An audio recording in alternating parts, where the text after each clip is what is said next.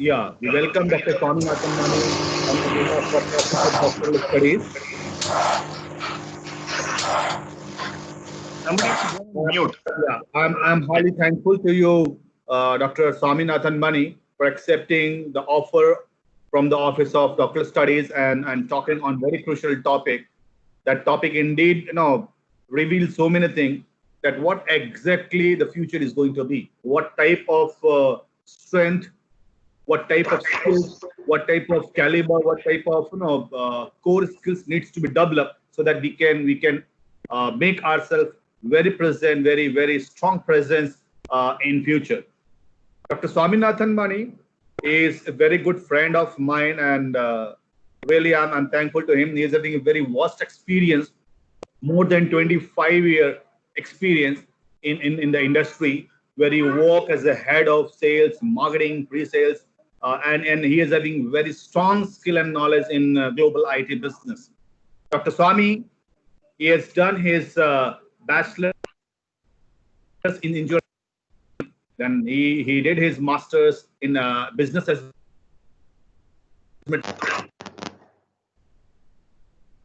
which was very much appreciated by Ministry of New and Renewable Energy that works in renewable energy, offshore and wind energy in India.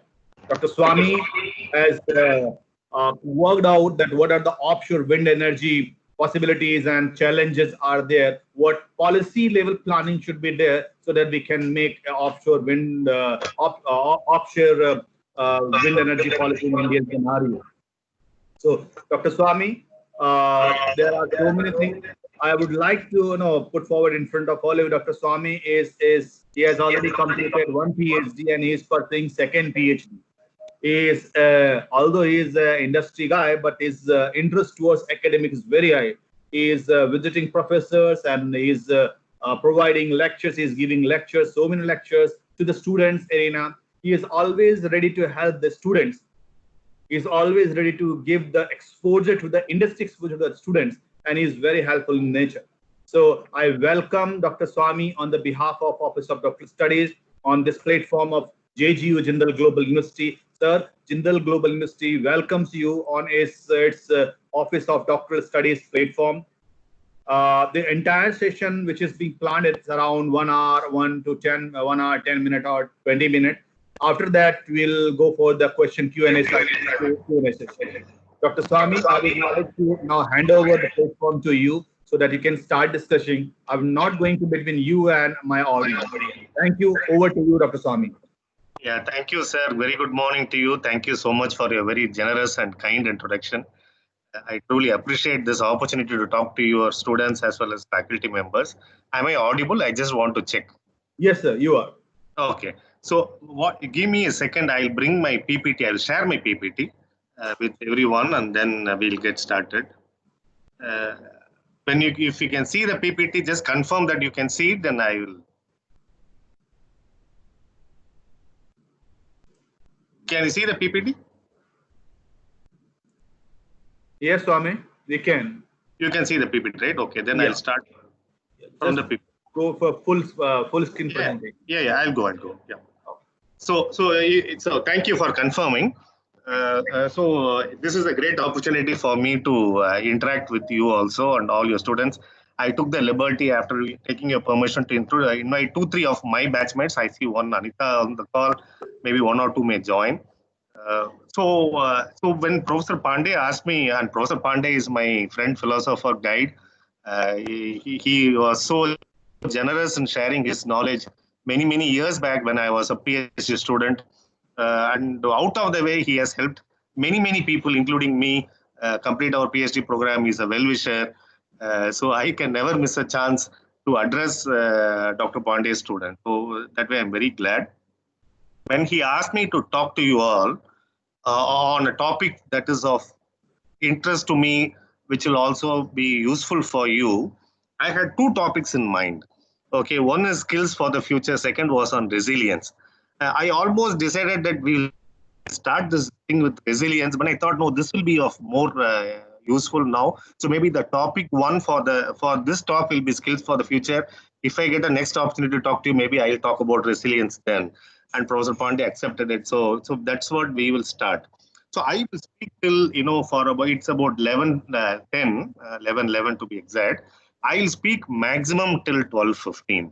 Okay, so we'll have 15 minutes for Q&A after that. This call is between 11 and 12:30. So you'll have 15 minutes to ask questions. My request is, please don't ask questions in between because for two reasons it may disturb the flow. And second, I may be answering your questions in the next slide itself. So if you just bear with me, you will get your chance to ask questions. So for almost 1 hour, 5 minutes types, up to 12:15, I will cover. So I have about 20 slides of content. So this is who I am. Professor spoke to you about me. I did my engineering from BITS Pilani many years ago. I did my MBA, then I did my PhD. I also did my psychology, which is of interest to me. And then right now I'm doing another PhD in psychology. This is my 26th year. Actually, I completed 26 years in the industry last month. So I work as Vice President in Tech Mahindra here in Hyderabad. Tech Mahindra, as you know, is part of Mahindra Group. So this is who I am very briefly. So this is what I want to talk to you, and what I am going to talk to you for the next 1 hour is relevant, irrespective of whichever area you are going to be in your life, whether if you are going to be in academia or if you are going to be in corporate, in any form, in shape in life. Some of these concepts are very useful. So these concepts I have put together skills for the future by reading, by listening to lots of people who visit our offices from all over the world. We have clients all over the world, and they come to our offices. And Hyderabad, where I am based out of, is the most visited location. We get almost 6 customers every working day. About 1,500 customers visit us every year. So, and these are the people of large businesses around the world.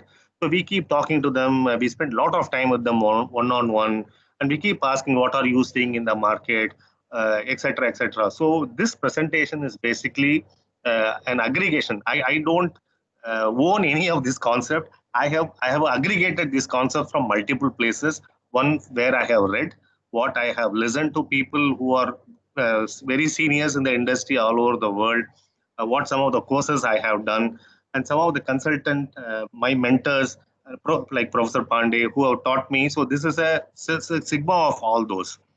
So when we keep asking people, and you are now doctoral students, some of you may be part-time students, some of you may be full-time. Most of you may go into academia, which means you will have to train the employees of the future. Your students will again come into the industry, so you need to know these concepts. As a professor or as a teacher, as you go into the world, you may have to interact very closely with the industry. Either for consulting assignments, or you may do this for MTP programs, you may do this for multiple other things. So your interaction with the industry is going to be very close, and you need to know what are those transformative skills that is hot in the market. So what is the secret sauce? What is the skill for the future? What you see on the left side of the screen is what we call as traditional skills. Okay, you need to have a domain knowledge. Domain knowledge is a broad term, but it is an all-encompassing term. If you're in academia and if you're teaching management, you should have that marketing.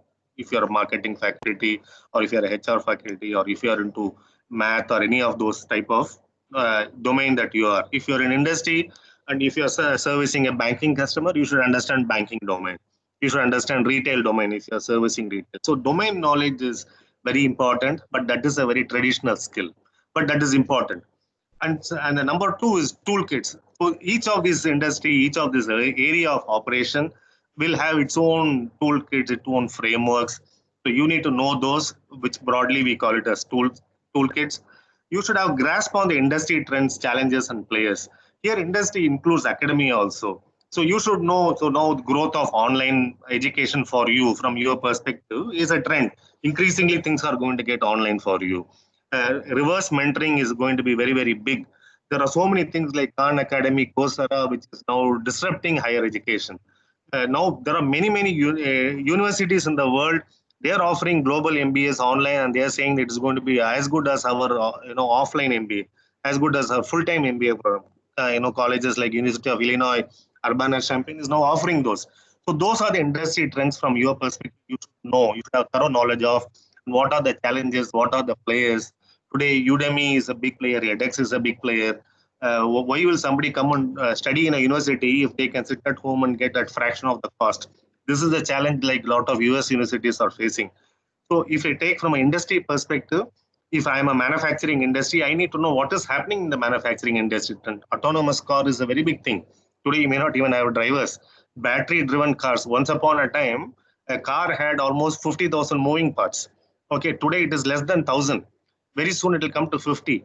And the car today, if I am a manufacturing guy, it is so much technology in the car, more than even mechanical part. So a technology expert is needed. So what is happening in the industry trend is important for you. You should have a robust point of view, which is what we call as POV, about that industry or area you are operating. You should also know what are the third party views, what are people speaking about that, and some of the best practices examples. But whatever, if you have all that I have listed on the left side of the screen, that is once upon a time considered as now I have arrived. But in today's situation, my point of view is that is not enough. That is just basic foundation, and this is what we call it in the industry as table stakes. This is bare bone basic, and that is why I call this as traditional skills. If we don't have any of this or most of this, then we will suffer even today. But what is there the right side of the skill, which is what I call it as transformative skills, is what is going to be the skill for the future. And you as academicians and you as future, people who are going to train people for the industry need to understand what is that is hot. Right side is the first, and I have one slide on each of this. This is just the agenda for the call. So one is there is something called Tiger versus Roger model. So we will talk about it. What is Tiger versus Roger model? Then there is something called fallacy of extrapolation. A lot of people, we make the mistake of taking one point and extrapolating into the future and say that I am fine. Okay, that's a fallacy. We will see one or two examples of that. Then there is a fallacy of linear growth. Again, somebody may look into a revenue and then say that I am growing at 20%. Then forever it will go like that. Whether it is student onboarding or I'm talking about revenue in an industry. So we all fall prey to this. Our clients also fall prey to this one type of taking one point and having projecting it. The next thing is our ability to tell compelling story.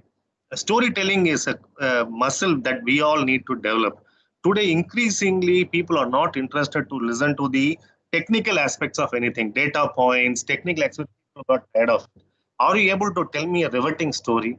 Your ability to tell a compelling story will make you a great academician, great industry expert if you are going to work in the industry subsequently. And the next one is out of the box thinking. So you would have heard this term out of the box thinking many times, but here we are talking about out of the box thinking where the box is not even in your sight.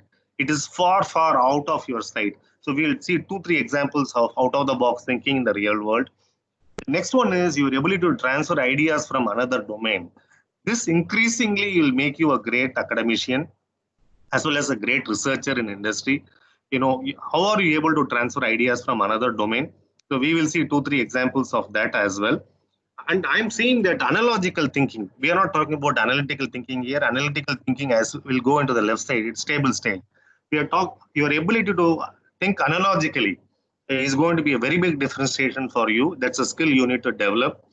And how do you use behavioral nudges and how do you avoid biases? There are so many biases that comes in the way we operate. There is something called nudge. It's a behavioral psychology concept. We will see 2-3 examples of nudges and what can we learn from nature.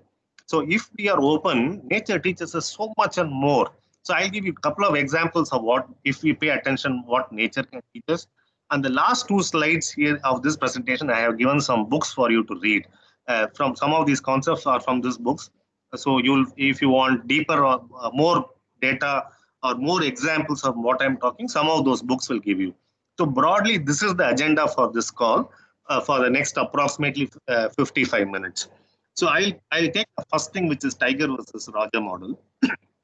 So if you see my screen, these 2 gentlemen are very well known in the world, right? I mean, all of us know who they are. On the left side of the screen is is Tiger Woods. He is the god of golf, golfer par excellence. On the right side of the screen is Roger Federer. He is again the god of tennis. So these 2 gentlemen are very well known to us. The reason I picked these 2 examples is they are contemporaries, so all of us know them very well.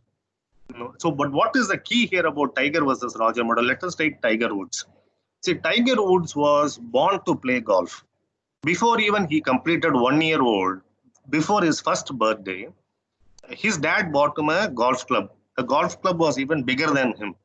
Okay, and by age of 2 or 3, he started hitting golf balls in the carway, in the car park of his house, the driveway.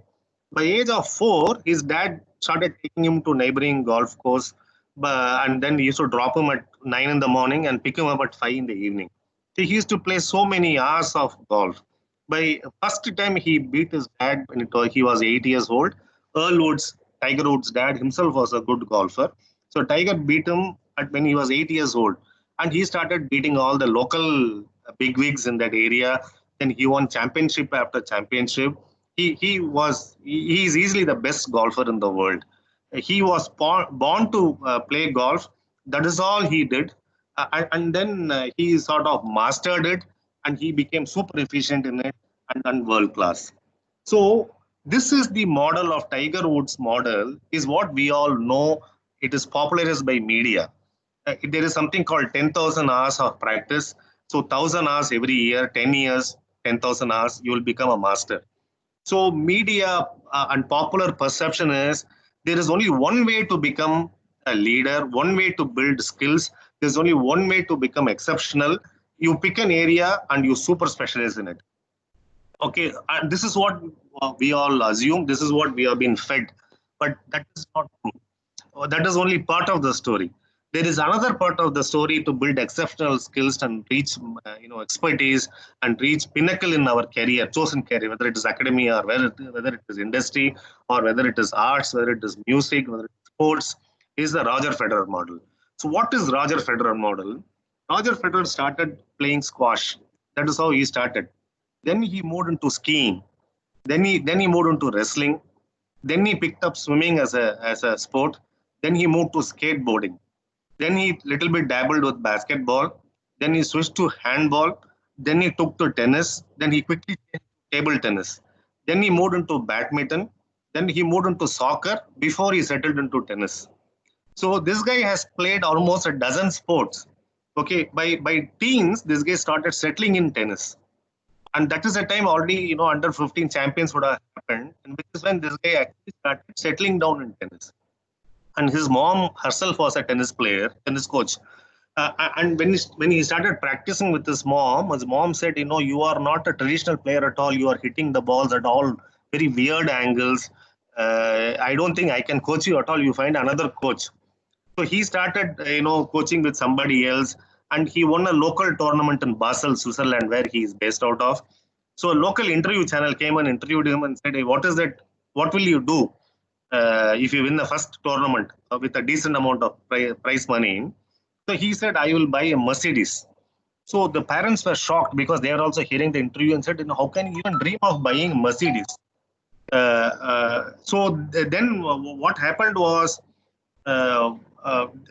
he went on to. Sorry, I got a call and got distracted. Basically, what he was trying to see is a Swiss German, and he was saying he wanted to buy Mercedes, more CDs. His entire goal in life was to win a small tournament to get prize money to buy more music CDs. And he wanted to play Wimbledon first round, even if he gets eliminated, it's okay. And wants to meet. Just 1 second, please. I hope. Yeah. Yeah.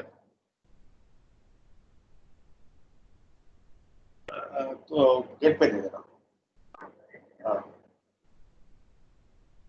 Yeah, sorry about it. I thought one of you were calling to say that I'm not audible or something, but this is some local somebody here.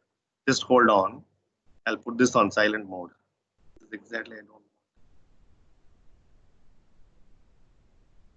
Okay, fine.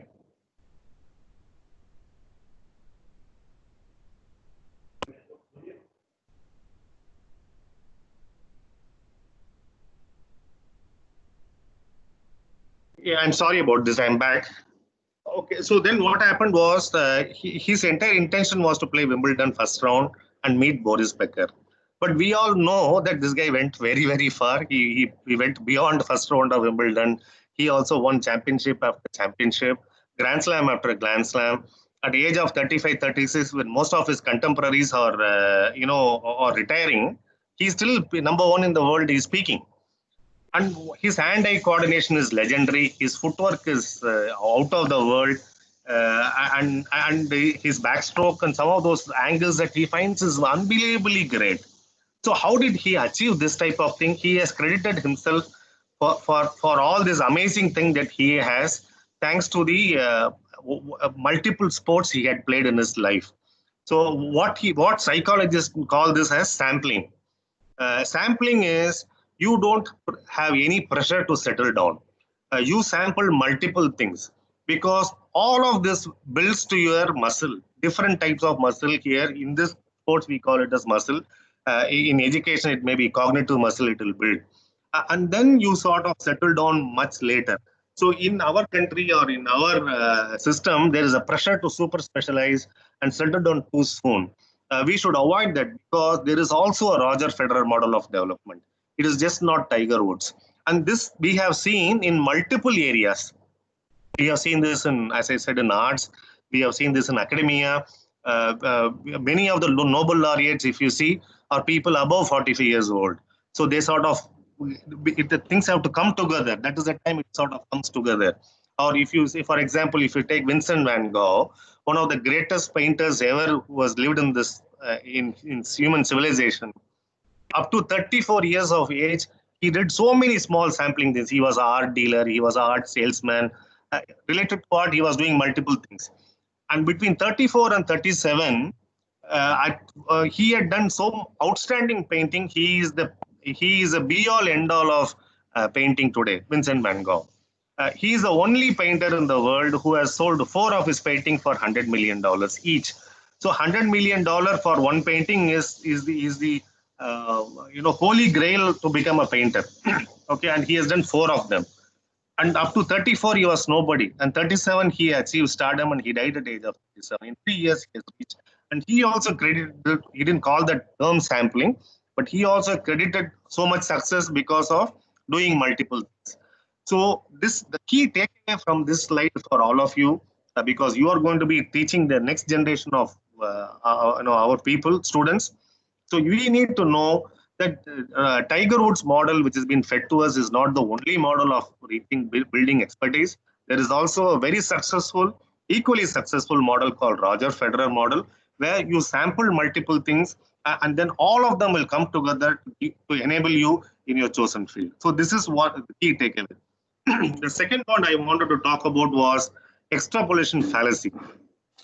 All of us, hello, somebody has to go on mute, please. Yeah, thank you. So extrapolation fallacy is, this is a...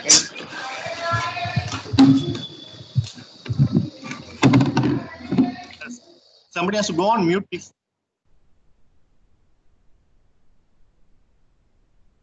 Okay, thank you. I'll continue. I'll bring my... Are you able to see my slide, please?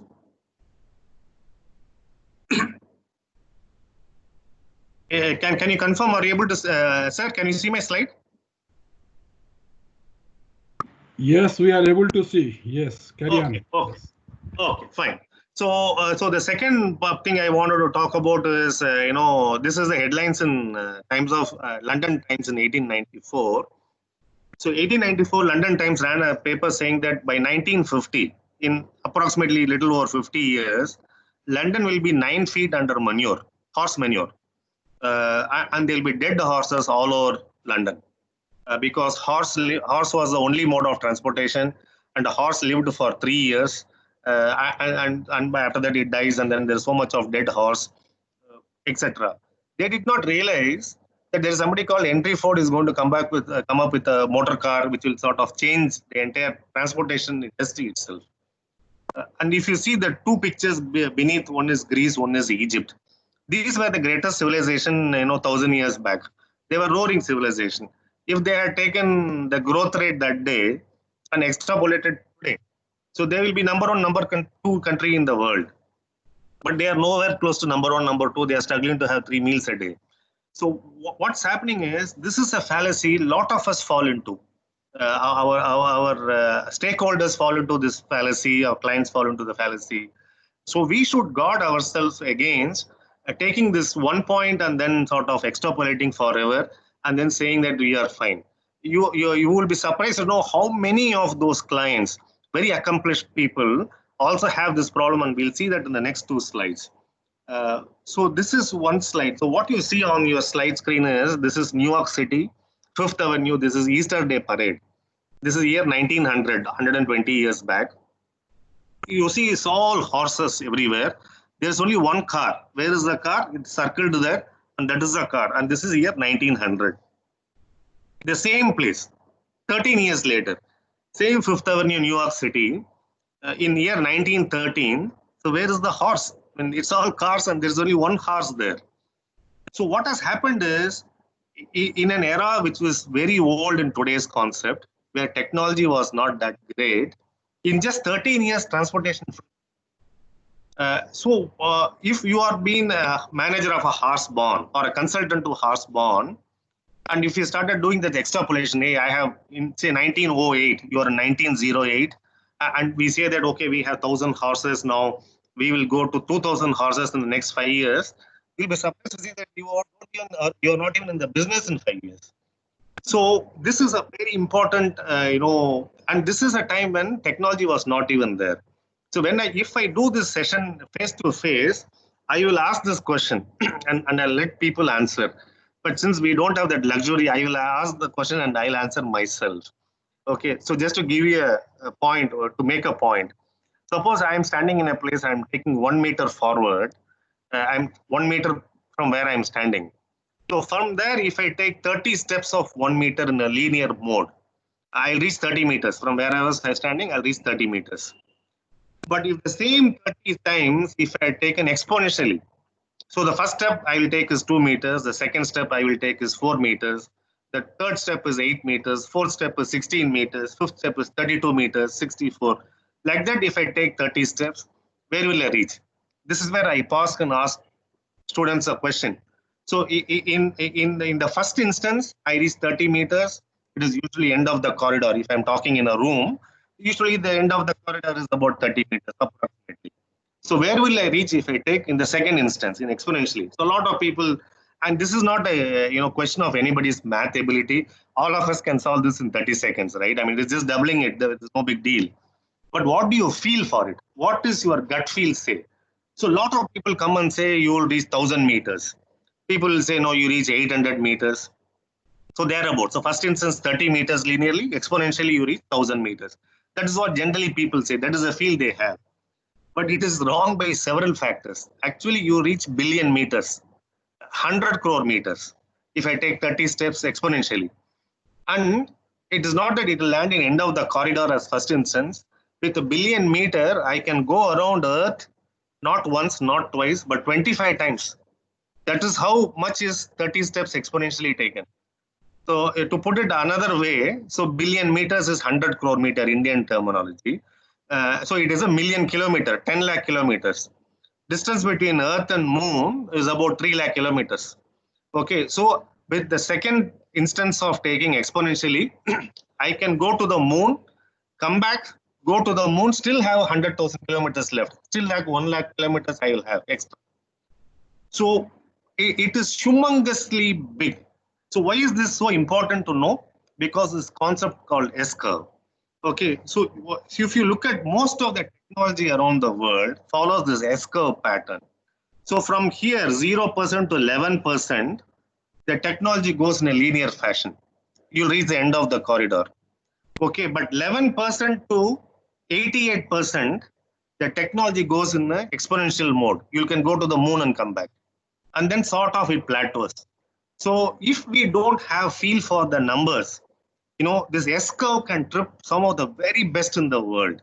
So you as an academician who are going to train the future workforce, or you yourself in the industry, you should have very good appreciation of this S-curve. Otherwise, it can throw us off gear like it has done to these three gentlemen. So if you look at some of the experts who have been, this is Forbes running a on their front page cover, how nobody can beat Nokia. Nokia never recovered after this article because they completely got this analog digital thing wrong, completely wrong.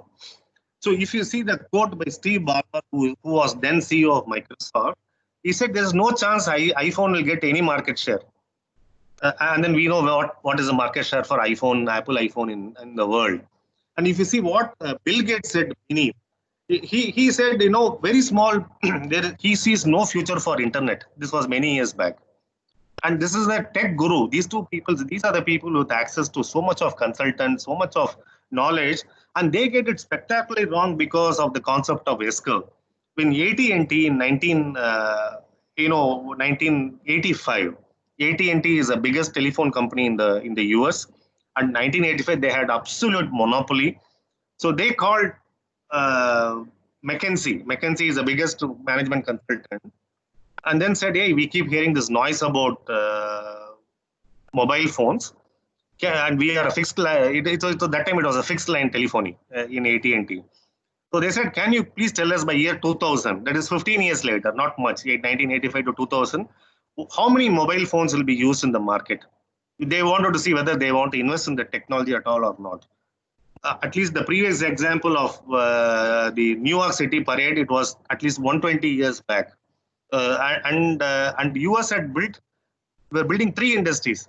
They were building an auto industry, they were building an energy industry to fire these autos, to fuel these autos, and they were building an infrastructure industry, roads, and they were preparing to fight a world war. With four things, they still clipped in 13 years.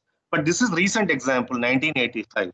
McKinsey went and came back and said that we can't see even 800, 900,000 people using mobile phones by year 2000. And AT&T did not invest in mobile phones. And subsequently, whoever invested, whoever got into digital, people like iPhone and things like that, they have made $1 trillion valuation, whereas AT&T was left behind because of that example.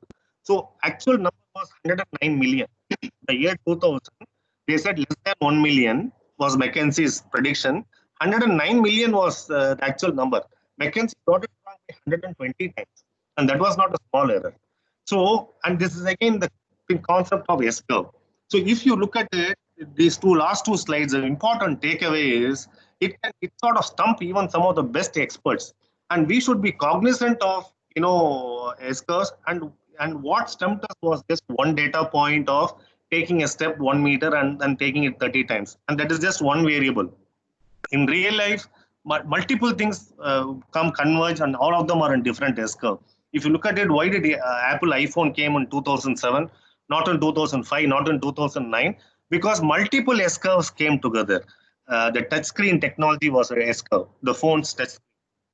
If you look at it, the processor was another S-curve. The broadband was another S-curve. So all of them converge at the same time. So our ability to understand this concept is very important. So we'll keep moving, please. So this is another very interesting story. Some of you already know it. This is a true story. If you don't know, you'll find it interesting. You can Google and read the details later. The car that is allergic to vanilla ice cream. This is just to make an example of how powerful is storytelling. And this is, as I said, is a real example. The car that you see on the screen is General Motors Pontiac car. General Motors at one point of time was the biggest car manufacturer in the US, in Detroit. And Pontiac is a very good car. Cadillac is their top-end model, top-end sedan. Very close number 2 is Pontiac, which is all used by the movers and shakers in the US. So this is how that letter read to the president of Pontiac. He got a letter saying that, hey, you know what, I written to you before and you have not responded to my letter. I completely understand why you didn't respond. But what I am saying is true. Recently, I purchased Pontiac car of yours. And we as a family have the habit of having ice cream after dinner. Okay, so when we go and have any other flavor of ice cream, butterscotch, or strawberry and things like that, or chocolate, we come back and the car starts. But when we go and have vanilla flavor, the car doesn't start. Now, this looks very stupid. Though your car is allergic to vanilla ice cream, nobody is going to take it, right? But second time when he got that letter, The president is very curious, so he sends an engineer, go and have a look at it. The engineer protests, no, there are so many people with guns in the US. US is the gun culture. And there are so many nutcases. I don't want to be shot, but they sort of insist, no, please go have a look at it. So this guy goes with two assumptions. One, I'm going to go into a very rough neighborhood, a very difficult neighborhood. And second, I'm going to meet someone who is absolute nut. So with these two assumptions, the engineer goes.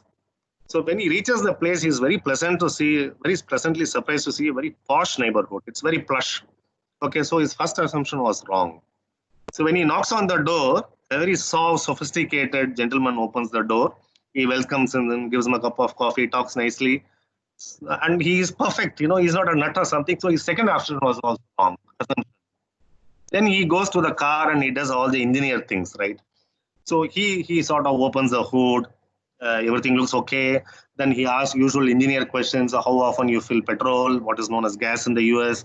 What grade you fill? Because we have only one grade of petrol here, but US has multiple grades of petrol. Do you fill full tank? Which place you fill? How far you drive? How often you drive? The usual questions they ask, and nothing stands out. It's a very normal car. He's not able to crack the code. Then he says, okay, let's go and have ice cream. That's the only thing left. So they go to the store, have some other brand of ice cream, some other flavor. They come and start, the car starts. So the engineer says, I'll come tomorrow. Let's have vanilla. The next day they come, they go to the same store, they have vanilla ice cream, the car doesn't start. Now this guy is very stumped, So then he somehow thinks through it. And he says the clue to this problem may be inside the store, may not be inside the car. The clue to solve this problem. So he goes into the store. So what happens is vanilla is the most popular flavor in the store. It is kept very close to the checkout counter next to the main door itself. All other flavors are not that popular, so it is in the diagonally opposite end of the store. So if you have to buy any other flavor, you have to walk across the hall, get it and bill it and come. So that gives sufficient time for the engine to cool down, for the vapor lock to operate. If you take vanilla flavor, you go and come out very quickly. That does not give enough time for the engine to cool down and the car to start. So it was a vapor lock problem. And GM had the biggest recall of cars in the history to fix the vapor lock. So our clients, and here I'm using clients as quote unquote, will talk about vanilla ice cream. Are we able to connect that to vapor lock? Will make us a great, in our chosen area, whether it is an academic, whether it is a student asking a question, or a company asking you as a consultant, if you are a professor consulting for a company, or if you're working in a company, you are servicing an end client, they will speak vanilla ice cream flavor language. You as an expert should connect that to vapor lock. And this is the power of storytelling. The same thing I could have told you in a cut and dry technical term. You know what? GM had this car, they had this vapor lock problem. The vapor lock doesn't dissipate so quickly. It used to take longer. And then GM had a recall of the car to fix that. You will not remember this tomorrow morning. But even 10 years later, if you are, say, going in a train or a flight and somebody says, you know what, I read an interesting story about car that is allergic to vanilla ice cream. No, I heard this before. Even 10 years later, you won't. That is the power of storytelling. And time immemorial, civilization has grown through stories. Our own Ramayana or Mahabharata or anything, if you take any stage plays or movies or even ads, everything has come through. Our civilization has grown through stories. We have an inherent connect to stories, and they are very powerful. They are very vivid and very high to recall. And it triggers an emotion unparalleled. So there is a good book called 7 Basic Plots that I recommend you to read, which is there on the right side of the screen. This is by a person called Christopher Booker. So according to him, there are 7 basic plots. One is slaying the dragon, David versus Goliath story. Most of the Bollywood movies are made on that story. The second one is rags to riches. Again, many Bollywood, someone who goes to Bombay makes it big. We have seen enough movies on that. So rags to riches is another basic plot. Third one is the voyage. Fourth one is quest. Fifth one is tragedy. Sixth one is comedy. And seventh one is rebirth. Or some combo of this will be making it powerful storytelling. So this is a muscle we all need to develop, irrespective of whichever areas we are going to work on. So storytelling is very powerful. I want to just keep moving. Okay, so this is the only slide in my PPT which is a fable, which is not true. All others like GM, which is a true story. But the reason I put this is to make, make a out of the box thinking, give you a context of this out of the box thinking. And some of you would have seen this as either a Birbal story or somebody would have read it as a Tenali Raman story. This is well known to us. In case you know it, please bear with me. If you don't know this example followed by the real life 3 examples I give will be very useful. So the story goes like this. So a dad had 17 camels, and just before his death, he calls all the three children, 3 sons he has. So he tells that boss, half the camels will go to the eldest son, half of 17. Okay, the second son will inherit 1/3 of original, that is 1/3 of 17 will go to the second son. And the last son will get 1/9 of 17. And then he sort of dies. Now, these guys are not able to come to a conclusion. How can half of 17, right? I mean, you can't cut the camel. So they go to the king because they could not reconcile themselves. The king sees and then says he's also not able to reconcile. Nobody in the king's court, some of the smartest ministers, they are also not able to solve. So the king says, if by tomorrow we don't have a solution to this, all the 17 belongs to the kingdom. Now, these guys don't want to lose that to the kingdom also. At the same time, they don't want to compromise. So it is sort of a deadlock. The next day comes, and which is when somebody from a neighboring kingdom hears about this story. He is going on a camel. So he gets down and says, I can solve this problem. So now everybody is stumped. Nobody is able to solve. How is this guy is able? So he says, for now, add my camel to the equation. So now it becomes 18 camels. Okay, so half of 18 is 9. So it goes to the eldest son. 1/3 of 18 is 6. 9 plus 6 is 15. 1/9 of 18 is 2. 15 plus 2 is 17. Then he takes away his camel and goes off. So now what happens is, in personal life or in professional life, when we come across a problem which we feel is unsolvable, there is no solution to it, it's a 17 camel problem. We are looking at 17 camels. There is always an 18th camel in the room. Okay, just that we have not found it. So this we keep coming in projects several times. Oh, this cannot be solved, and we see always somebody solving. So I want to give you 3 examples from real life how a 17 camel problem was solved. Okay, so we'll go to the next slide. This is Unilever, what is known as Hindustan Unilever in India, but this is Unilever parent company in Europe. So they make detergents and soaps and all that, what is known as Surf in India. So, and they call by different names in other parts of the world.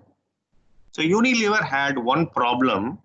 The nozzle that produces the powder, the detergent powder, that is there on the top. This was the nozzle.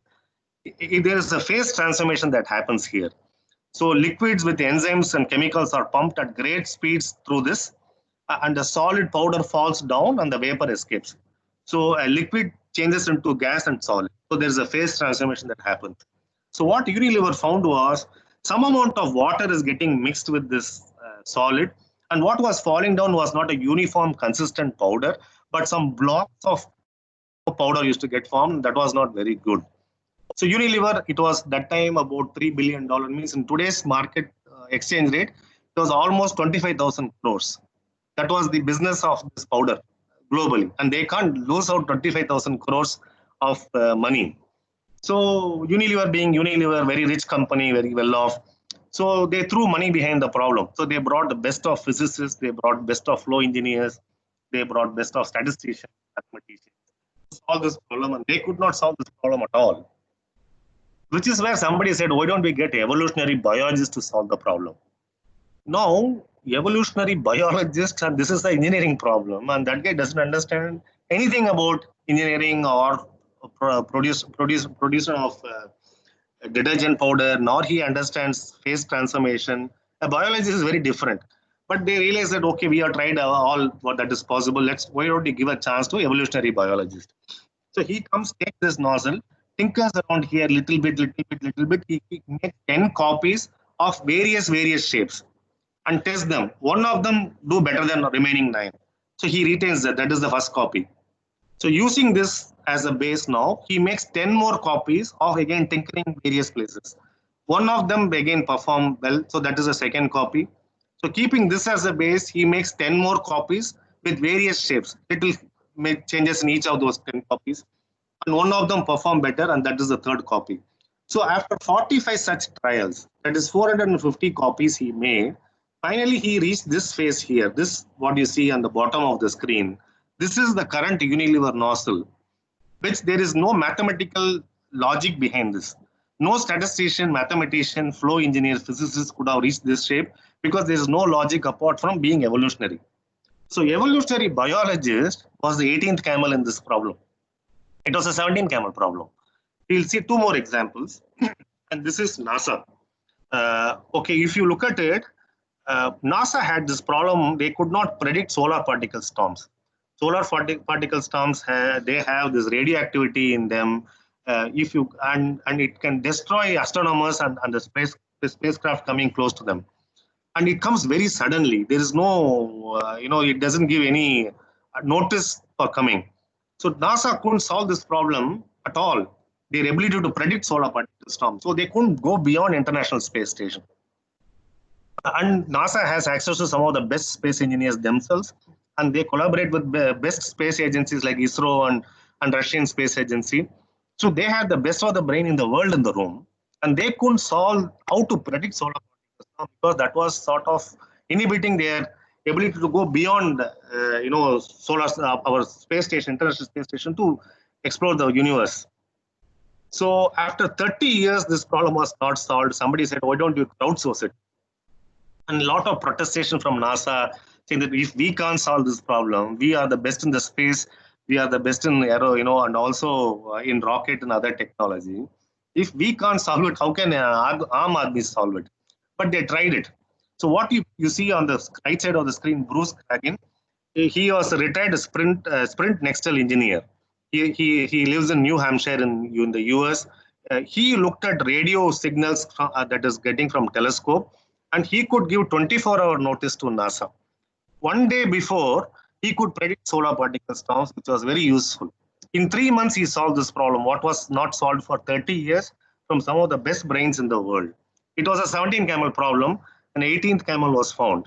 And when we say this is no big deal, we say as a matter of speaking, this is not rocket science, correct? But this was truly rocket science. NASA is the pinnacle of rocket science. And for 3 decades, they couldn't solve it. They found an 18th camel. And similarly, with Exxon Valdez oil spill. So Exxon, what happened many years ago, an oil tanker hit the reef in Alaska, off Alaska coast. And sort of it spoiled that entire ecology. Millions and billions of gallons of oil was spilled. So all those reef corals and everything was spoiled. The entire ecology was ruined. And Exxon Valdez could suck out most of them. But 30,000 tons, they could not suck out for 20 years, 2 decades. And 30,000 tons is not small. And once oil mixes with water, and because of the temperature, very cold temperature, it has a viscosity of almost like peanut butter. You can't suck it at all. And they tried the best, they couldn't do it. And that's when they again crowdsourced this. What you see is John Davis. He was a chemist in Illinois, in the US. And many years ago, he worked in a construction site. He realized that, to prevent concrete from setting, if they have to pump concrete to high-rise buildings, they have a hydraulic machine, small pump, which keeps the concrete from setting quickly. He realized if he can make some small changes to the hydraulic pump, he can also prevent oil from sort of sticking together and making that type of a thick peanut butter type of thing. He solved it in like 6 months at a time. So this was not solved for 20 years. This is again a 17-camel problem. So these are the 3 solutions. If you see, one was Unilever before, and NASA and Exxon. These what appeared like a 17-camel problem. When they found that 18th camel, it was solved. So both these gentlemen paid something like $20,000 for this solution, thinking out of the box. So we'll keep moving. So I spoke about your ability to transfer knowledge from another domain. So here we are talking from domains completely unrelated. So if I am supporting a manufacturing client, let us say I am supporting a Nissan account, my ability to transfer knowledge from Ford will make me good enough. I'm basic. But if I'm able to transfer knowledge from another domain, let us say banking domain or a retail domain, into this to serve this customer, I am good because I brought from some other domain. But what I am talking is not even that. Our ability to transfer from completely unrelated domain. So here, what you see on the left side of the screen is a guy called George Boole. Many of us know him from what we know as Boolean algebra. But George Boole was a philosopher. So his finding or his paper was you can assign value 1 to true statements, true philosophical statement, and value 0 to false statement, and then solve it statistically. Mathematically, then you can solve it. And then he died.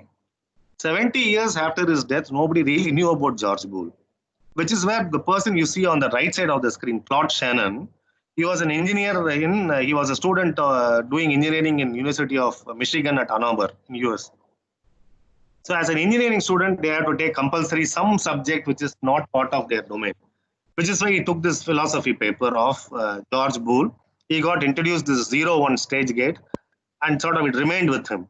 When he went to do his internship with AT&T, he realized that he can combine this call routing technology with Boolean logic so that he can transmit any type of information on 0-1 mode electronically. So that one finding, ability to transfer from a philosophical domain into engineering domain, completely unrelated concept, spawned the entire technology industry. So all our computers, our storage devices, our emails, our laptops, tablets, phones, everything came because of this one finding of Claude Shannon, who could transfer knowledge from completely unrelated domain. You will be called in future to increasingly transfer from completely unrelated. Can you transfer from psychology? Can you transfer it from arts? Can you do it from history, from anthropology? That is what will make you outstanding. Otherwise, you will be run of the mill. So this is the ability to transfer from domains unrelated. I have similar but slightly different is in analogical thinking. So I will just bring all the 3 slides. So what you see on your ability to think analogically is very important in today's world, irrespective of the domain you are operating. This is easy to explain over an example. I'll be very quick. I'm cognizant of time. I have about approximately another 12, 13 minutes. So on the left side of the screen is what you are seeing in operation. So here what happens is, there is a cancer patient. His tumor is malignant tumor. They are not able to operate on it because there is threat to the patient's life. Then what happens is there is a good chemotherapy treatment. If you do it a laser pointed at the tumor at high density, the tumor can be killed. But the problem is it will also kill the good cells around it and the patient will suffer. So how are we going to do as a doctor? How are you going to solve this problem? You can't operate because there is threat to the life. The chemo is also not possible because high density tumor, high intensity one, kills the tumor but kills the good cells and the patient dies. A low intensity chemo doesn't make any difference to the tumor. So this is the problem that was given. It's a real life problem. It was given to somebody. The problem was not true, but this experiment was true. So people are grappling with it, and the person said, I'll give you 2 more examples, okay, while you keep thinking of this problem. I'm not going to ask you here, but this is what I will do in a real life situation. So I then talk about another, I'll tell you 2 stories when you're thinking about this problem. One is about the fort. The fort that you see is the Golconda Fort, which is just, I can see it from my balcony, Golconda Fort in Hyderabad. But the original story doesn't have Golconda Fort. I just wanted to put it as because it's my city. The story goes like that. So there is a bad person ruling the city from this fort. A good general with his troop want to go and capture this fort and then sort of kill this guy or capture this guy and liberate the citizens. So now there are many roads leading to the fort. It is a hub and spoke type. There are multiple spokes leading to the fort, which is the hub. But the problem is this guy has mined the entire roads. So a large army can't come on the road on their own in one shot because they'll all blow up. But in smaller doses, smaller numbers, they can go. So what the general does is he asks people to split up in 5-6 team member or 5-6 people. They approach this fort from multiple angles simultaneously and they capture this fort. This is one story. So usually when I tell this story, when I finish telling this story, 30% of the people can crack the code about the first problem. When I asked, I'll tell the second story also. Then I go and continue with the second story. So here is what you see: a Woodstock is on fire. A fire engine is not able to come and solve this problem. They are not able to put out the fire because the access is not there. So the fire chief walks up. He tells all the people who sort of assemble there to get a bucket of water and surround this firewood and then throw it at the same time. Okay, so they all time it and throw when the guy says go now, and the fire is stopped. Otherwise, the fire will spread and kill the neighborhood also. So when I complete this story, usually 80% of the people are able to solve the first problem. So the first problem can be solved. So what is this? You can send smaller doses, smaller intensities from multiple angles to kill the cancer cell. So what is happening is your ability to recognize conceptual similarity from multiple domains across, okay, which may have very little in common on the surface is analogical thinking. See, first was a medical situation, second was a fort, third was a firefighting mode. On the surface of it, there is really nothing that ties them together. It is very, very different.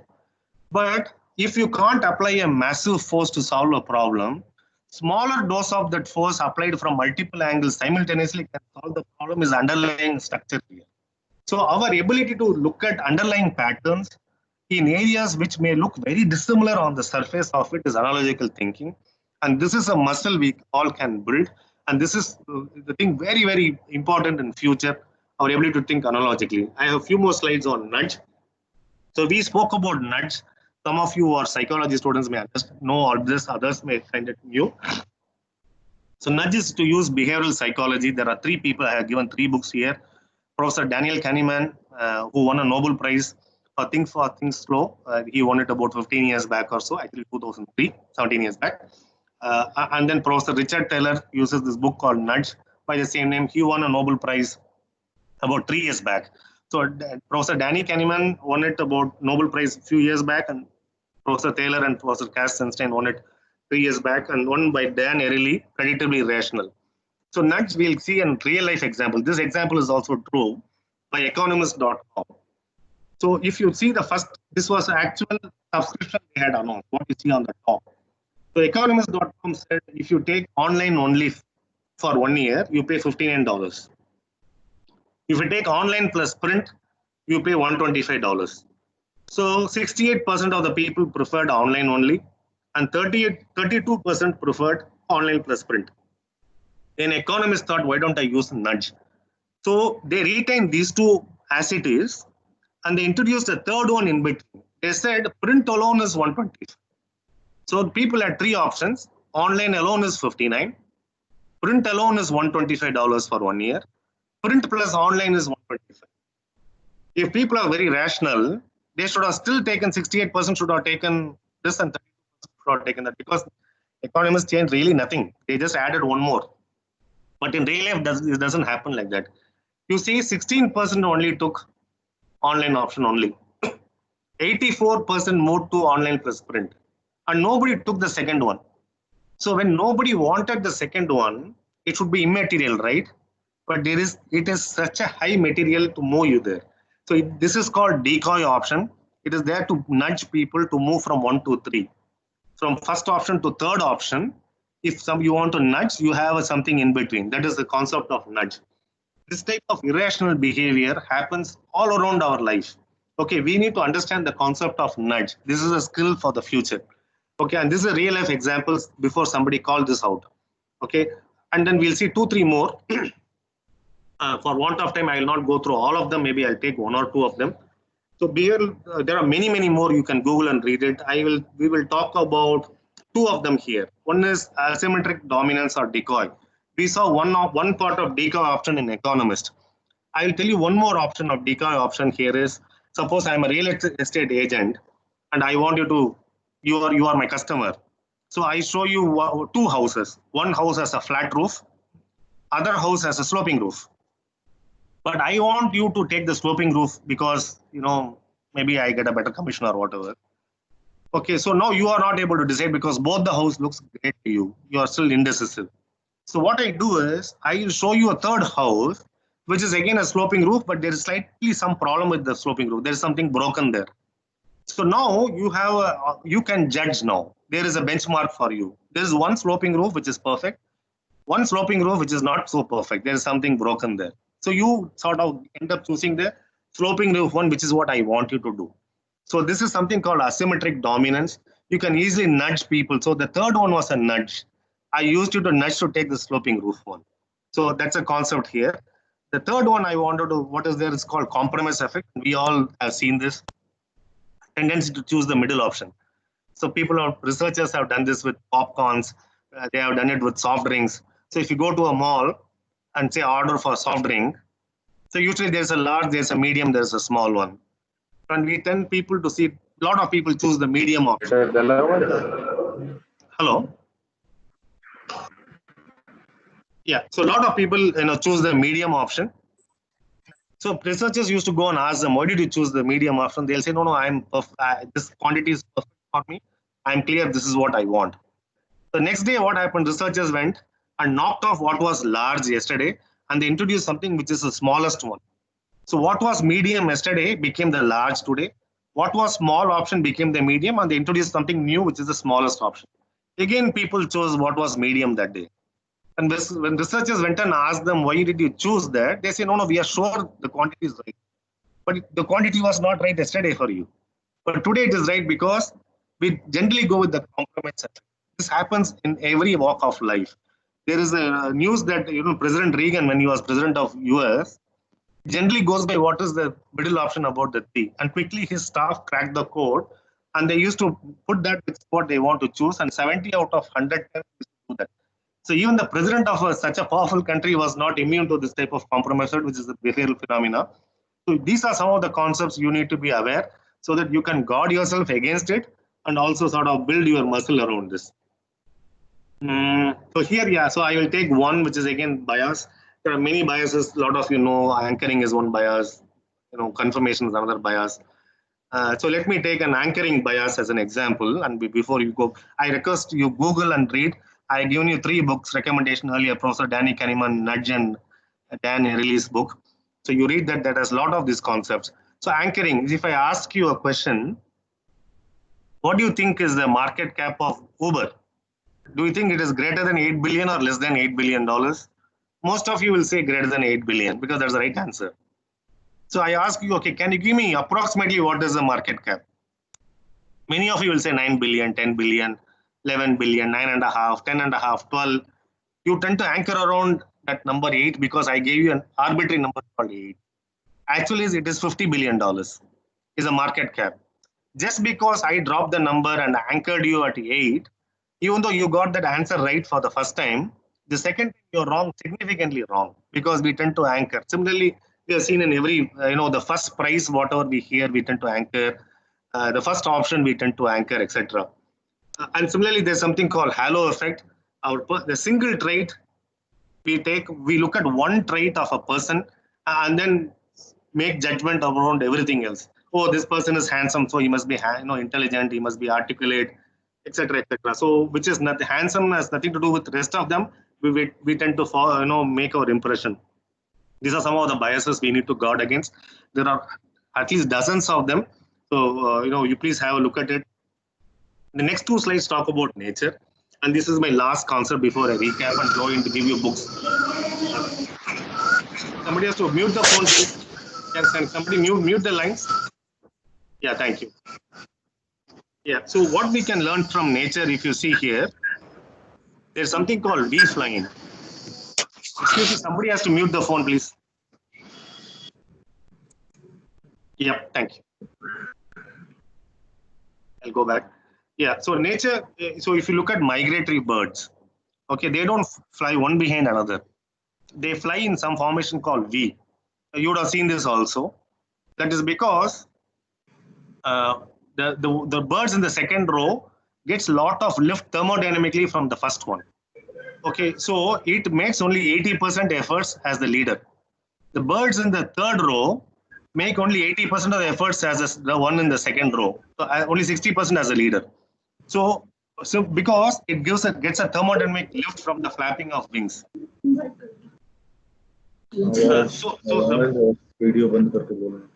Excuse me, can you please switch on, go on mute, please?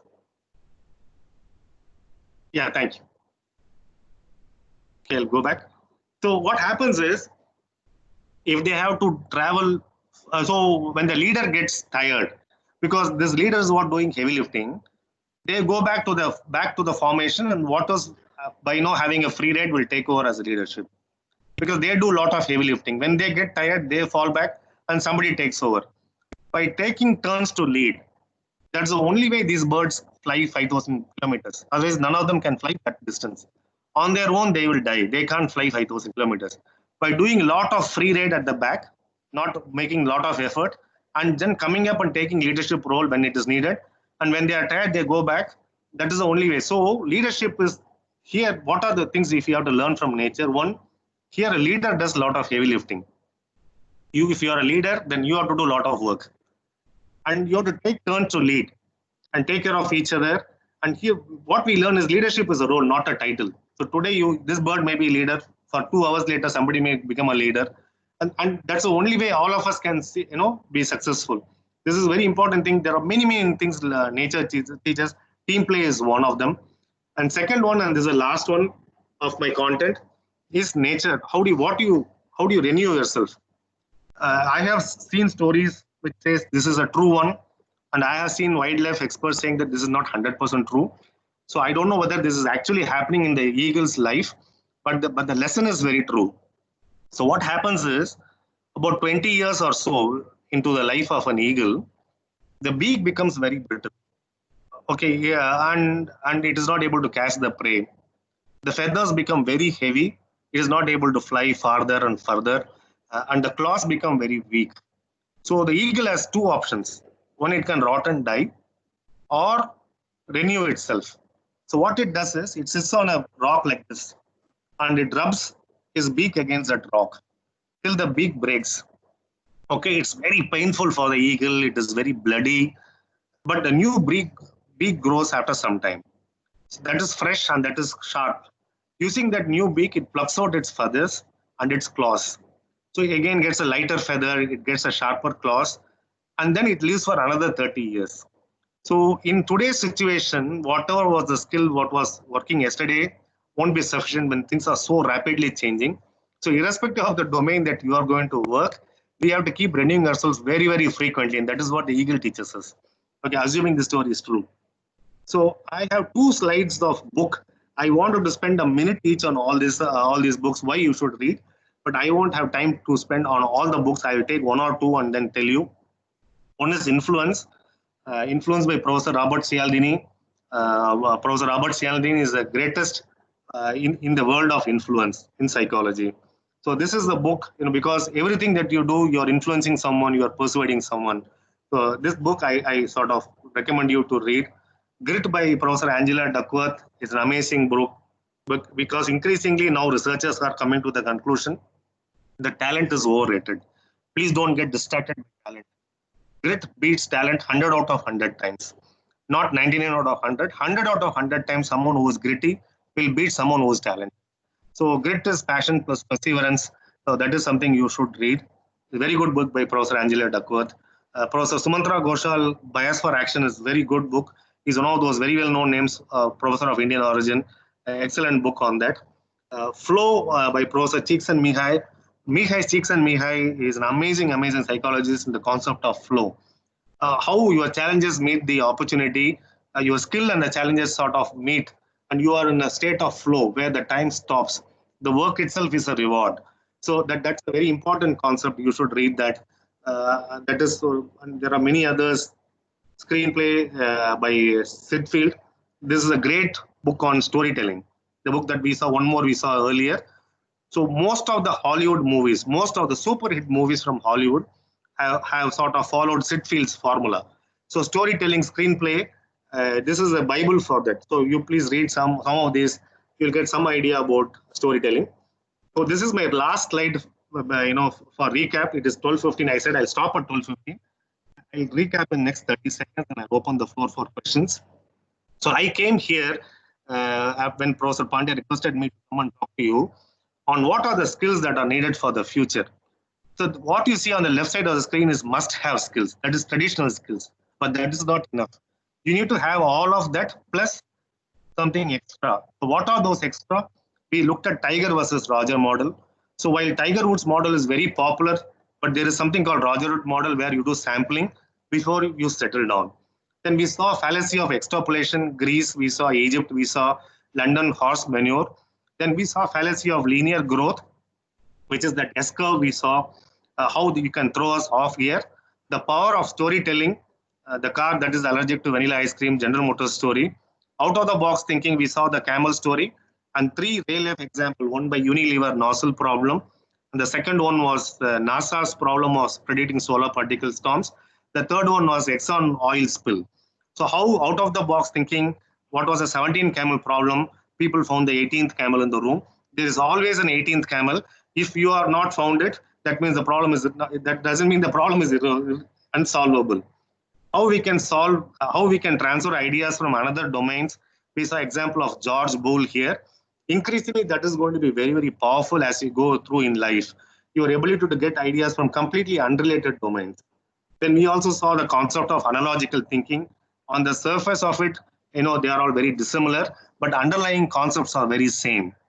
So how are you going to transfer those type of knowledge from unrelated areas was what is going to make you very successful. We looked at the behavioral psychology concept of nudge and biases and what we can learn from nature. So I'll pause here. I'll turn over to Professor Pandey, and I'm happy to take questions. Thank you, Swami. Thank you, Dr. Swami. First of all, I would like to give you thanks for an excellent session. We all heard about storytelling. Everybody is telling that this is now in these days, it is indeed very important way how we can pass on the information. But what is actually a storytelling is you actually reflected that this is the way the storytelling should be.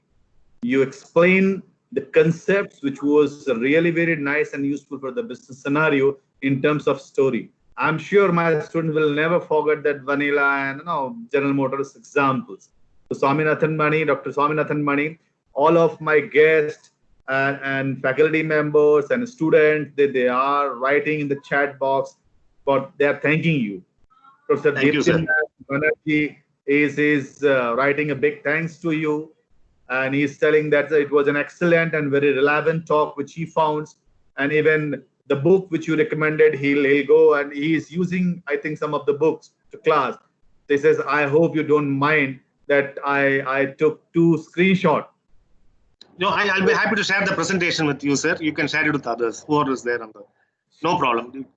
And we have Professor Dr. Tarun Dhingra here. He's also appreciating. He's saying it's an excellent talk by Dr. Swami, and our scholars they're having they're all praising wholeheartedly.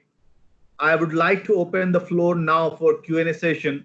If students you would like to ask a question, any guests they would like to ask a question, feel free. Dr. Swami is here. You can ask your question to Dr. Swami. Akash, any question you would like to say? Or even a comment or any other perspective is also okay. It can be your perspective if you have seen similar things or you have a different perspective, even that is welcome, so that all of us will learn. So, Diptiman, Professor Diptiman, I think, he's writing something.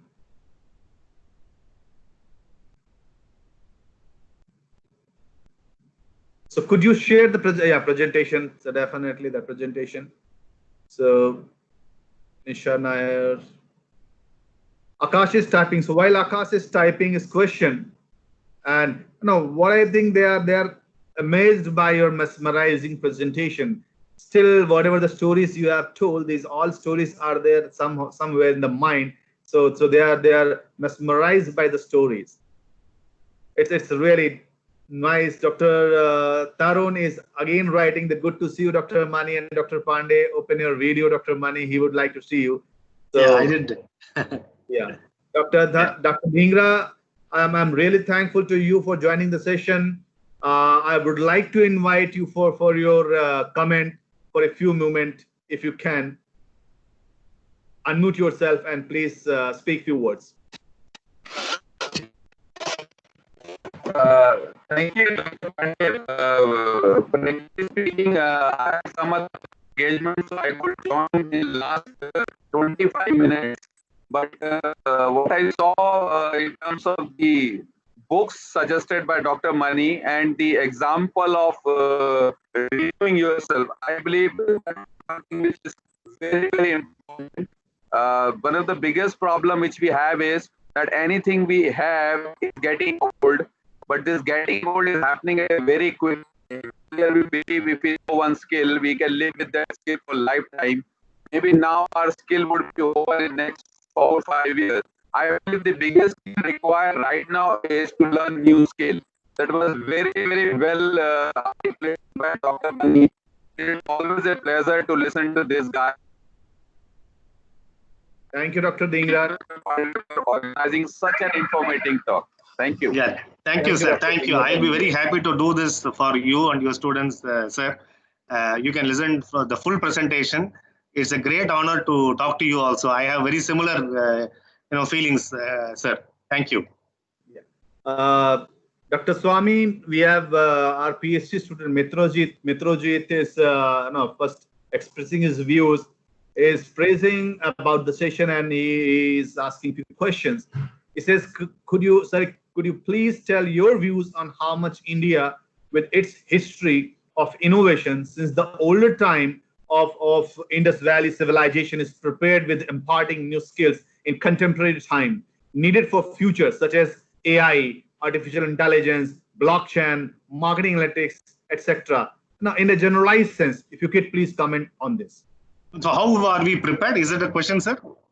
So question exactly is stopping that whatever we have traveled from the older time, from the Indus Valley civilization, Yes. till today, that imparting new skills which is contemporary, which is needed now in these days, like AI and blockchain. So how we have traveled over all the way. Yeah, so very good question. And there are again several concepts. We as a civilization grew on stories. Okay, so our sense of empathy is very high, and that is the core of, even if you look at design thinking, which is one of the latest concepts. I did not cover design thinking here because I would have done it if it is only management students. I would have spoken about design thinking and management concepts. The core thing about design thinking is empathy. So storytelling, empathy, and you personas, user personas, these are things that we have grown here. So many things that we have built over the years are very useful, whether in terms of how do you, increase revenue, how do you reduce cost, how do you mitigate risk, how do you enhance our end customer experience. If we take, these are all various levers. Our time immemorial, all that we have built, what is known as Jugaad innovation in today's Indian context, we are extremely good at that. And Professor C.K. Prahalad says, no, if your aspiration is greater than resources, then the innovation happens. Thank you, Professor. Professor Neil, one of our old student, Neil Sharma. So Neil is asking one question. Yeah. And first of all, he's praising about the session again. And he says he's using the perspective of leaders and have used this in past. He has noticed the difference in the people's behavior. For example, for promoting a Fit India week, just opening the door of stairs next to the elevator made more use of stairs. However, we think that there has to be some more assumptions or bias to start with. This question says, what's your perspective on using nudges for a long time till it converts it into the consistent behavior? Yes, wonderful question. Very, very good question. And nudge is used precisely for that type of behavior. Nudge is today used by several governments across the world for organ donation, for healthy eating, for quitting smoking. These type of things, nudges are used. For example, if you look at Austria as a country, 98% of the people in Austria have agreed to donate their organs after their death. Neighboring country, Germany, very similar, language, very similar culture. Only 3% of people have agreed to donate organs. So people are worried, are very curious. How is that two neighboring countries, one country 98% have agreed, another country only 2% have agreed? It is a very important concept of nudge that was used. In Germany, the default option is, I will not donate organ. Okay, if somebody wants to donate organ, he has to log in and then click a box which says, I want to donate. Nobody does it. In Austria, the default option is, I want to donate organs. Okay, and somebody doesn't want to donate, then they have to go and unclick that. So people just leave it as it. So this is the best example of nudge. So you have a default option which says I won't donate, and you have a default option which says I donate, and the numbers are staggeringly different. So this is how people use nudges in real world. Thank you, thank you. Shanky is writing, and he is telling that even I used to give this type of example. Shanky, I think sometime I would like to invite Dr. Mani to JGU, because the way he narrates the things is exceptionally good. Akash is one of our students. He is asking, sir, what he would like to know that he would like to understand that how he can use the storytelling in his thesis writing. Yeah, I saw it. It's a very long answer. Many a times, theses may have their own requirements. So you may not be able to use stories, while you can have parts of it. Some parts of it you can use. So I published a paper recently on Indigo Airlines. So the paper which started that, we are on time every time, you have kept us flying for 13 years and counting. That's how the paper starts. So that is how the Indigo staff announces when you land. So you can bring the way they tell stories little bit, but I can't have the entire story like that because it's an academic journal, so they won't tolerate beyond 1 or 2 sentences. So while we'll have to be restricted based on the requirements here, but otherwise storytelling is very powerful in your class. You can say your students will appreciate. You can say that in conferences when you speak, you can start with the story. And there are many compelling stories which we can use to engage the audience. One of our guests, Saurabh Chatterjee, is praising about the session, and is talking that he can relate it very easily. This transformation skill, because he's from the industry. He says this, especially the Eagle reinvention story, that the technology transform is so rapid that if you don't transform yourself, you lag behind. So you have to run beyond along with the time. You have to change yourself with respect to time. Otherwise, it might be difficult for you. Yeah. Agreed. Perfect. Professor Sudarshan, are you there? Can you hear me? Yes, I can hear you. So we have here Dr. Swami. We have here our Dean of JSGP and one of the renowned guest speaker, writer, and a thinker. I would like to invite Professor Sudarshan to put forward your point and your views on the session.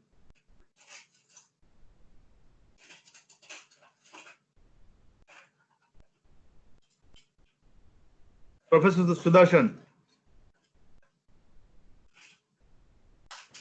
So no, I thoroughly enjoyed the talk, but since somebody wrote in the chat something about the Indus Valley, I wanted to make a comment that very often we fail to see something new as new and marvel about it.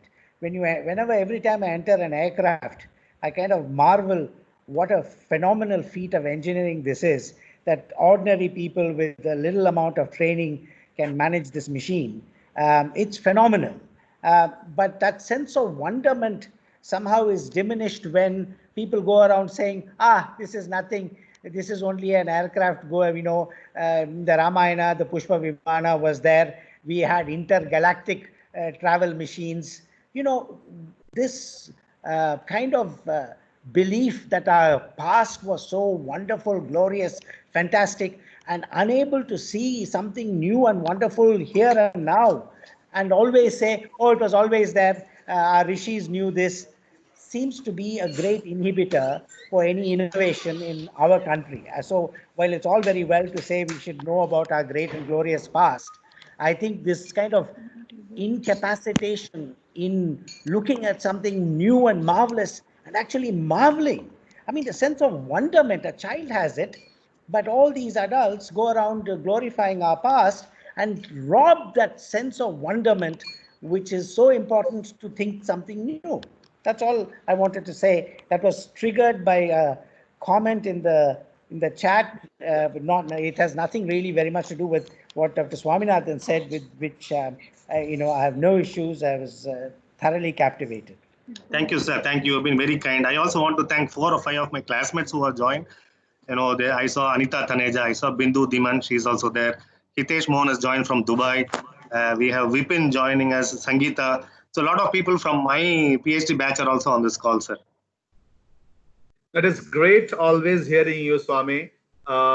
This is the way I think. This is the I would like to communicate. I would like to tell my student, existing PhD student, that this is what actually the way you are supposed to narrate your entire thesis presentation. So when you present your thesis, when you quote your work, try to relate it that how your work has its own applicability in the real life scenario, which problem you has taken out and you resolve, and what is the implication of this problem. So a common man, a person who doesn't know anything about your research, is able to understand that how impactful your research is.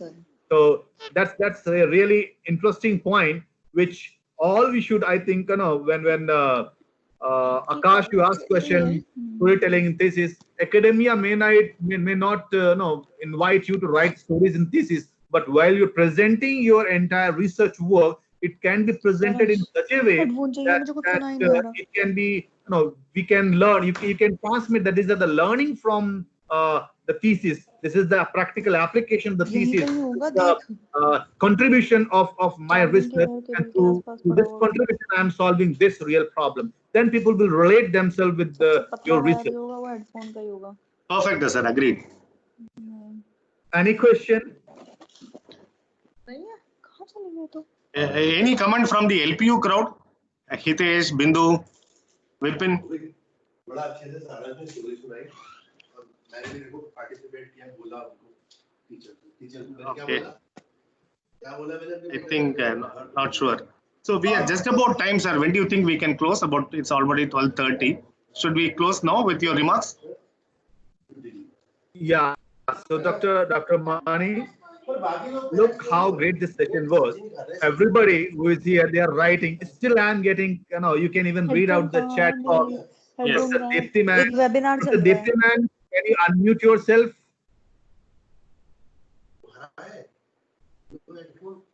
Can you hear me?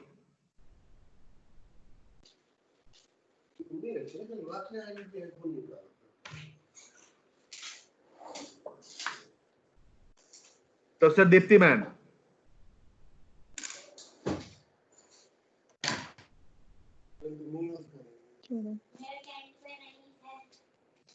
So Professor Deepti man is even supporting the same statement which is being said by you and Dr. Sudarshan. Okay. Yeah, Dr. Pandey, sorry, I was outside, just managed to unmute myself. Yeah, I think this has been absolutely amazing talk, Dr. Swaminathan. Really enjoyed listening to you, and I think I really loved Dr. Pandey what you said in being able to relate research with actual problems, actual world life problems, and presenting them in such a way that is understandable by almost the layperson. So I think I love the way those points were presented. Thank you for a very wonderful talk. Yeah, thank you, sir. Appreciate. Thank you, so Professor Deepti man. So at the end of this, I would like to thank Dr. Swaminathan Mani for such a wonderful session. I already requested Dr. Mani, and I already invited him to talk on another topic. Soon I'm going to share that detail of the topic, that what is the topic. Although he told you that he is going to talk on resilience, but what exactly in resilience we are going to talk, I will share it. And I would love to invite Dr. Mani sometime when this lockdown is over. I would love to invite you here in the campus to give a talk, to deliver a talk for my PhD student, for my faculties, and for my students. Dr. Mani, I'm extremely thankful to you for your time which you have taken out from your busy schedule, and really Office of Doctoral Studies and JGU is thankful to you. You just finished your veggies. Yeah, thank you, sir. Truly appreciate. I'll be very happy to come back and talk about resilience. Maybe 2-3 weeks whenever I get a slot.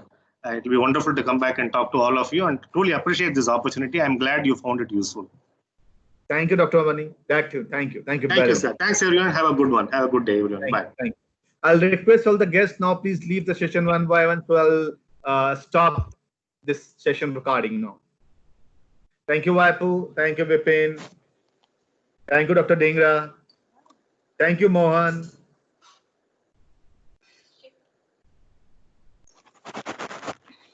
Thank you, Tapan Nair.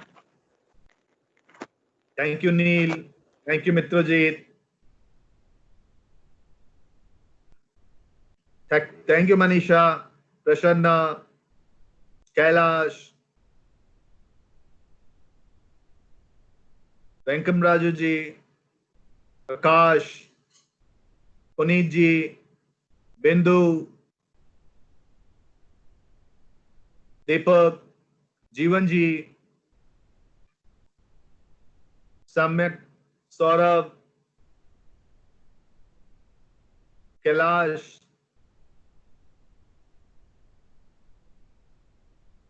Shanky,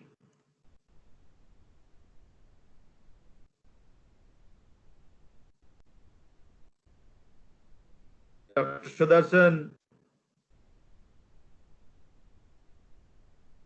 Thank you all for sparing your time and being here in the webinar. Thank you very much.